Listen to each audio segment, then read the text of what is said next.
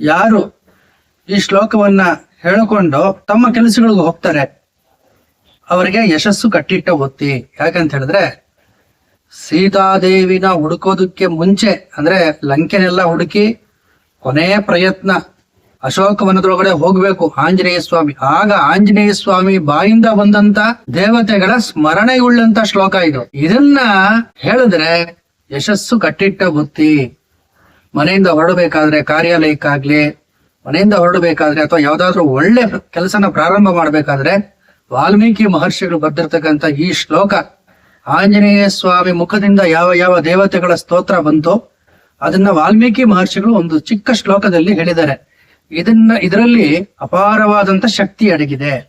ಈ ಶ್ಲೋಕವನ್ನ ಯಾರು ಪಠನೆ ಮಾಡ್ತಾರೆ ಅವರಿಗೆ ಸೋಲು ಅನ್ನೋದೇ ಇಲ್ಲ, ದಿಗ್ವಿಜಯ, ಎಲ್ಲ ಹೋದ್ರೂ ದಿಗ್ವಿಜಯ. ಈ ಶ್ಲೋಕವನ್ನ ಪುಸ್ತಕದಲ್ಲಿ ವಿದ್ಯಾರ್ಥಿಗಳು ಬರೆಯೋದ್ರಿಂದ ಅವರು ಕೈ ಹಿಡಿದಂತ ಒಂದು ಕಾರ್ಯ ಸಾಧನೆ ಯಶಸ್ವಿ ಆಗತ್ತೆ. ಗೃಹಸ್ಥರು ಜೀವನದಲ್ಲಿ ಯಶಸ್ಸು ಬೇಕು ಅನ್ನೋರು ಇದನ್ನ ಪಾರಾಯಣ ಮಾಡಬೇಕು, ಬರಿತಾ ಹೋಗ್ಬೇಕು. ಯಾರಾದ್ರೂ ಕಳೆದೋಗಿದ್ರೆ ಈ ಶ್ಲೋಕವನ್ನ ಪಾರಾಯಣ ಮಾಡೋದ್ರಿಂದ ಸಹ ಅವರ ಜಾಡು ಗೊತ್ತಾಗುತ್ತೆ.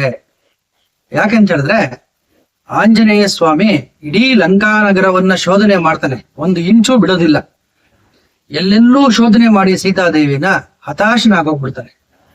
ಇನ್ನ ನಾನು ವಾಪಸ್ ಹೋದ್ರೆ ಸುಗ್ರೀವ ಎಲ್ಲಾ ಕಪಿಗಳಿಗೂ ಮರಣದಂಡನೆಯನ್ನ ಕೊಡ್ತಾನೆ. ಯಾಕಂತ ಹೇಳಿದ್ರೆ ಸೀತಾನ್ವೇಷಣೆ ಮಾಡ್ತೀನಿ ಅಂತ ರಾಮನಿಗೆ ಮಾತು ಕೊಟ್ಟಿದ್ದಾನೆ. ಕಪಿಗಳಿಗೆಲ್ಲ ಉಗ್ರ ಶಿಕ್ಷೆ ಆಗುತ್ತೆ. ನಾನು ಇಲ್ಲಿ ಬಂದಿದ್ದೀನಿ, ಇಲ್ಲಿ ಸೀತಾದೇವಿ ಇಲ್ಲ ಅಂತ ನಾನು ಹೋಗಿ ವಾಪಸ್ ಹೇಳಿದ್ರೆ ನನ್ನಿಂದ ಕಪಿಗಳಿಗೆ ಶಿಕ್ಷೆ ಆಗುತ್ತೆ. ಆದ್ರಿಂದ ನಾನು ವಾಪಸ್ ಹೋಗಲ್ಲ, ಇಲ್ಲೇ ನಾನು ತಪಸ್ಸು ಮಾಡಿಕೊಂಡು ಯಾವ್ದೋ ಒಂದು ಕಾಡಲ್ಲಿ ಇದ್ದು ಬಿಡ್ತೀನಿ. ಮೌನವ್ರತ ಧಾರಿಯಾಗಿ ಎಲ್ಲಿ ಫಲ ಪುಷ್ಪಗಳು ಬೆಳೆದಿದ್ಯೋ ಅಲ್ಲಿ ಕೂತ್ಕೊಂಡ್ಬಿಡ್ತೀನಿ. ಅಯಾಚಿತವಾಗಿ ತಂತಾನೆ ಮೇಲಿಂದ ಉದುರ್ತಕ್ಕಂತ ಹಣ್ಣು ಹಂಪಲು ತಿನ್ಕೊಂಡು ಜೀವನ ಮಾಡ್ತೀನಿ. ಇಲ್ವಾ, ರಾಮನಾಮ ಧ್ಯಾನದಲ್ಲಿ, ಭಗವಂತನ ಧ್ಯಾನದಲ್ಲಿ ಕಾಲ ಕಳ್ಕೊಂಡು ಯಾವ ರೀತಿ ಯತಿಗಳು ಸಾಧುಗಳು ಜೀವನ ಮಾಡ್ತಾರೋ ತಪಸ್ ಮಾಡ್ಕೊಂಡು ಆ ರೀತಿ ಯಾವ್ದೋ ಒಂದು ಮೂಲೆಯಲ್ಲಿ ಕೂತ್ಕೊಂಡ್ಬಿಡ್ತೀನಿ. ಅದೂ ಆಗ್ಲಿಲ್ವಾ, ಫಲಪುಷ್ಪ ಭರಿತವಾದಂತ ಯಾವ್ದಾದ್ರು ಒಂದು ಪ್ರದೇಶದಲ್ಲಿ ಪ್ರಾಯೋಪವೇಶ ಅಂದ್ರೆ ಆತ್ಮಾರ್ಪಣೆ ಮಾಡ್ಕೊಂಡ್ಬಿಡ್ತೀನಿ. ಈ ಮೂರು ನಿರ್ಧಾರವನ್ನ ಮನಸ್ಸಿನಲ್ಲಿ ಅವನಿಗೆ ಬರ್ತದೆ ಆಂಜನೇಯ ಸ್ವಾಮಿಗೆ. ಏನಪ್ಪಾ, ಇಂಚಿಂಚು ಬಿಡದೆ ಹುಡುಕ್ದೆ. ಅಶೋಕವನಕ್ಕೆ ಮಾತ್ರ ಹೋಗಿರಲ್ಲ ಇನ್ನ ಆಂಜನೇಯ ಸ್ವಾಮಿ, ಎಲ್ಲಾ ಹುಡುಕ್ ಬಿಟ್ಟಿರ್ತಾನೆ, ಅಶೋಕವನಕ್ಕೆ ಹೋಗಿರಲ್ಲ. ಆಗ ಅವನ ಮನಸ್ಸಿನಲ್ಲಿ ಬರ್ತಕ್ಕಂಥ ಭಾವನೆಗಳು ಇವೆಲ್ಲ, ಈ ಭಾವನೆಗಳೆಲ್ಲ ಅವನಿಗೆ ಉದಯಿಸ್ತಿದೆ ಆಂಜನೇಯ ಸ್ವಾಮಿ. ಆದ್ರೆ ಬುದ್ಧಿಮತಾಂ ವರಿಷ್ಠಂ, ಆಂಜನೇಯ ಸ್ವಾಮಿ ಬುದ್ಧಿವಂತರೆಲ್ಲ ಮಹಾ ಬುದ್ಧಿವಂತ. ಒಂದು ಯೋಚನೆ ಮಾಡ್ತಾನೆ ಆಂಜನೇಯ ಸ್ವಾಮಿ, ನಾನು ಧೀರನಾಗಿ ಎಂತ ಕೆಲಸ ಮಾಡದ. ಆಂಜನೇಯ ಸ್ವಾಮಿನಲ್ಲಿ ದೈನ್ಯತೆಯ ಮಾತೇ ಇಲ್ಲ.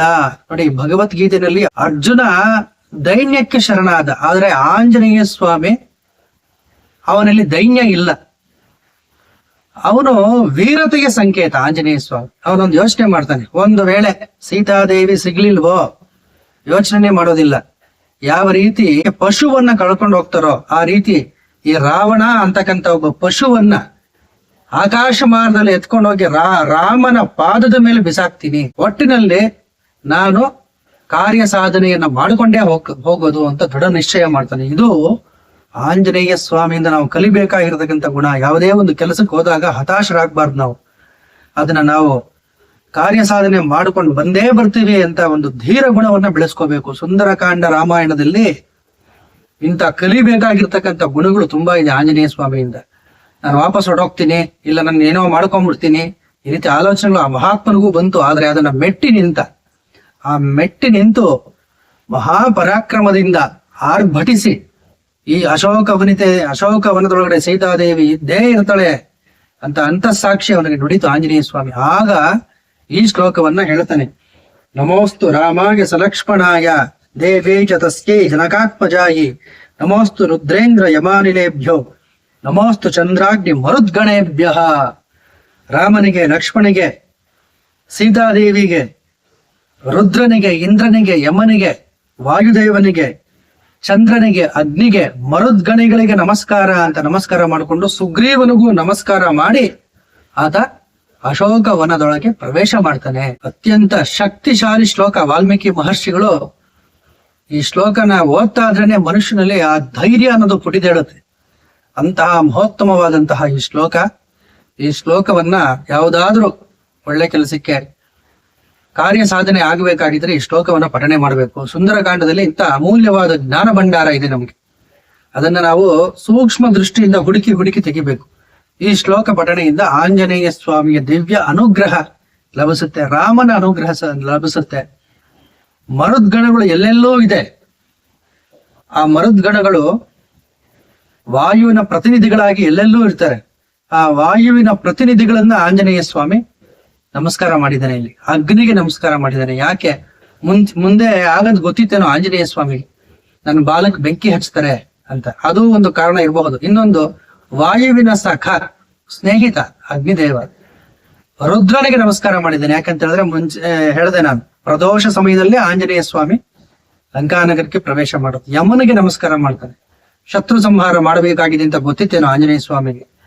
ಅದಕ್ಕೋಸ್ಕರನೋ ಅಥವಾ ಇಲ್ಲಿ ನನಗೇನು ಅಪಾಯ ಆಗದೇ ಇರಲಿ ಅಂತ ಹೇಳಿ ಯಮದೇವನಿಗೂ ಆತ ನಮಸ್ಕಾರ ಮಾಡಿದ್ದಾನೆ. ಚಂದ್ರನಿಗೆ ಸರ್ವಸಾಕ್ಷಿ ಅಂತ, ಯಾಕಂದ್ರೆ ರಾತ್ರಿ ವೇಳೆಯಲ್ಲಿ ಬರ್ತಾನ ಅವನು. ಅಶೋಕವನಕ್ಕೆ ಬರಬೇಕಾದ್ರೆ ಚಂದ್ರ ಕಾಣಿಸ್ತಿದ್ದ ಅಂತ ಹೇಳ್ತಾರೆ. ಆ ಸಮಯದಲ್ಲಿ ಅದನ್ನ ಚಂದ್ರನಿಗೆ ನಮಸ್ಕಾರ ಮಾಡ್ತಾನೆ. ಅದನ್ನ ನಾನು ನಿಮ್ಗೆಲ್ಲ ಕೊಡ್ತೀನಿ, ಈ ಶ್ಲೋಕನ ಬರ್ಕೊಳ್ಳಿ. ಯಾರ್ಯಾರು ಅಂತರ್ಜಾಲದಲ್ಲಿ ನೋಡ್ತಾ ಇದ್ದೀರಾ ಈ ಒಂದು ಪ್ರವಚನನ, ಅವರಿಗೆ ನಾನು ಇದನ್ನ ವಿಡಿಯೋ ಡಿಸ್ಕ್ರಿಪ್ಷನ್ ಅಲ್ಲಿ ಹಾಕುವಂತ ಒಂದು ಪ್ರಯತ್ನವನ್ನ ಮಾಡಿಸ್ತೀನಿ. ಇದನ್ನ ಪಾರಾಯಣ ಮಾಡಬೇಕು. ಯಾಕೆ ಇದು ತುಂಬಾ ಮುಖ್ಯ? ಈ ಶ್ಲೋಕ ತುಂಬಾ ಪ್ರಸಿದ್ಧವೂ ಕೂಡ. ಸುಂದರಕಾಂಡ ರಾಮಾಯಣವನ್ನ ರಾಮಾಯಣನ ಪಾರಾಯಣ ಮಾಡೋರಿಗೆಲ್ಲ ಗೊತ್ತಿದೆ ಈ ಶ್ಲೋಕ. ಸಾಧಕರಲ್ಲಿ ತುಂಬಾ ಪ್ರಖ್ಯಾತ ಇದು. ಸಾಧನಾ ಲೋಕದಲ್ಲಿ ತುಂಬಾ ಪ್ರಖ್ಯಾತ ಆದಂತ ಶ್ಲೋಕ ಇದು. ರಾಮನಿಗೆ, ಲಕ್ಷ್ಮಣನಿಗೆ, ಸೀತೆಗೆ ನಮಸ್ಕಾರ ಮಾಡ್ತಾನೆ.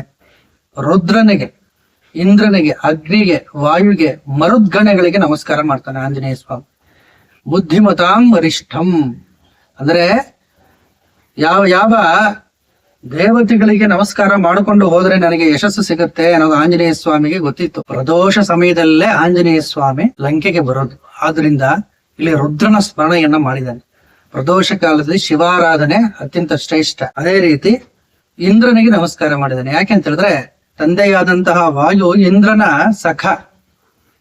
ಇಂದ್ರನಿಗೆ ನಮಸ್ಕಾರ ಮಾಡಿದ್ದೇನೆ. ಯಮನಿಗೆ ನಮಸ್ಕಾರ ಮಾಡಿದ್ದಾನೆ. ಧರ್ಮರಾಜನಾದಂತಹ ಯಮನಿಗೆ, ತಂದೆಯಾದ ವಾಯುದೇವನಿಗೆ, ಚಂದ್ರನಿಗೆ, ಅಗ್ನಿಗೆ ನಮಸ್ಕಾರ ಮಾಡ್ತಾನೆ. ಮರುದ್ಗಣಗಳಿಗೆ ನಮಸ್ಕಾರ ಮಾಡ್ತಾನೆ. ವಾಯುವಿನ ಸ್ನೇಹಿತ ಅಗ್ನಿ, ಆದ್ರಿಂದ ಅಗ್ನಿಗೆ ನಮಸ್ಕಾರ ಮಾಡ್ತಾನೆ.